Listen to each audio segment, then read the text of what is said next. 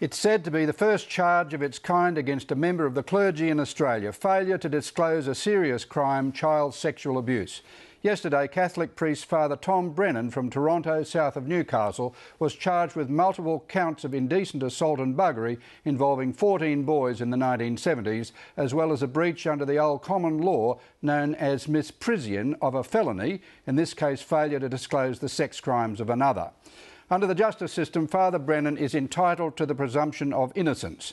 Victims' advocates representing 6 organisations welcomed the imprision charge and today renewed their call for a royal commission into what they claim has been an institutional cover-up of clergy abuse. Greens MLC David Shoebridge is spearheading the campaign through the Parliament. I spoke to him a short time ago. David Shoebridge, welcome.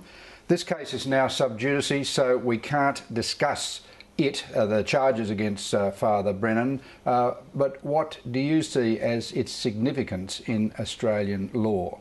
Well, it's genuinely historic. This is the first time we've seen any member of the Catholic Church charged with the offence of failing to disclose. So for decades, perhaps longer, the Catholic Church has had a wall of silence where the hierarchy in the organisation has effectively protected those priests amongst its fold who have been serial sexual offenders. Well, we are now seeing, after decades, this wall of silence slowly being broken down.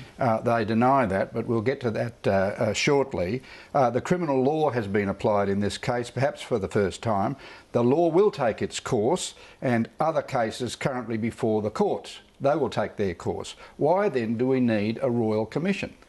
Well, we're seeing individual prosecutions of one-off prosecutions against priests, sometimes with multiple charges, but we're yet to see the organisation itself being held to account. It's one thing to have a prosecution against a priest, but we need to have a look at the systemic problems in the church that allowed this to go on for so long and that failed to bring it to the attention of police and the attention of the public. Mr Shoebridge, we had a Royal Commission in the mid-90s, the Wood Royal Commission, all the institutions, the wards of the state education system, DOCS, the welfare system, anybody who had responsibility for children, including the churches. This is all exposed in the mid-90s at great expense to taxpayers. Now you want us to go into even more expense. Absolutely. And when you look at the Wood Royal Commission, there were a series of statements made to that Royal Commission by senior church officials at the time, saying they'd cleaned up their game, that it was all be different. We have seen compelling evidence that nothing changed in the church. And within the Wood Royal Commission, the Commission has said... You say you've got evidence. What evidence? You're saying systemic cover-up. I know that a cover-up's hard to prove, but what is the circumstantial evidence which would give you the right to, or the need to get terms of reference for another very expensive Royal Commission? I'll give you just one example. Just one example.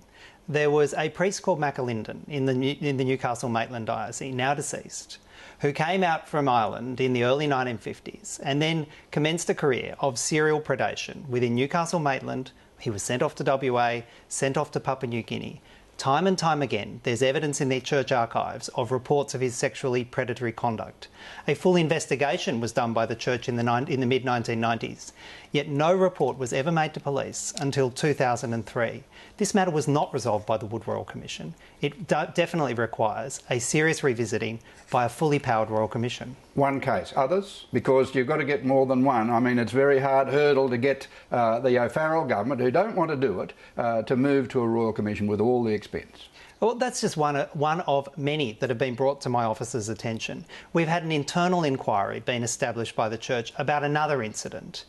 What other organisation would be allowed to have an internal inquiry to look at their own criminal affairs, to look at serious and very substantial criminal conduct? Only the Catholic Church is let off with an internal inquiry. All the victims who've come forward in Maitland, Newcastle have gone to the police. There have been some strike forces, Georgiana and others, and charges have been laid. Multiple charges. Isn't the criminal law doing what it's meant to do as victims come forward? The police have put a lot of resources into it. Their techniques with child protection and investigation have improved out of sight over the last decade. I take my hat off to those police in the Newcastle Maitland Diocese. That local area command has done more than any other local area command to hold the church and hold offending priests to account.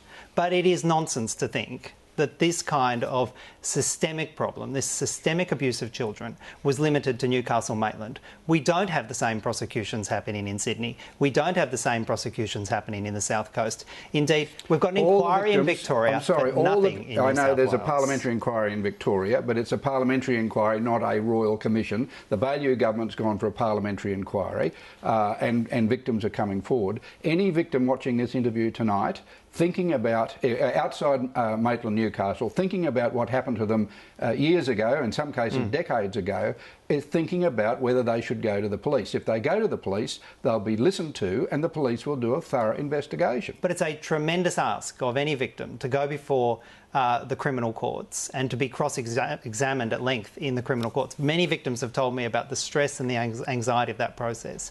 A royal commission would be an opportunity for those thousands of people who don't have the strength to go before a criminal court to come out and tell their story. It's a moment of reconciliation. The church should grab it with both hands. It's for the good of the church and it's for the good of the victims. Well, you say that, but if Cardinal Pell, watching this interview tonight, I think it's reasonable for me to speculate, would say the Greens are running a vendetta against the Catholic Church. Clergy abuse, child abuse went across the institutions, not just the Catholic Church, and you're being unfair and putting this out of perspective to the Catholic Church. Well, that's entirely untrue. Indeed, our call is for a royal commission into the Catholic Church and other organisations handling of sexual abuse claims. Other churches, name them. Well, I think all organisations that have had the care of children should be willing to have their procedures and their care exposed to a royal commission. But I must be clear about this. The most systemic problems, the greatest number of victims, the greatest number of people contacting my office have come through the Catholic Church. They've been victims of the failures of the Catholic Church. And we need the state government to protect those victims, not the church, to protect the victims.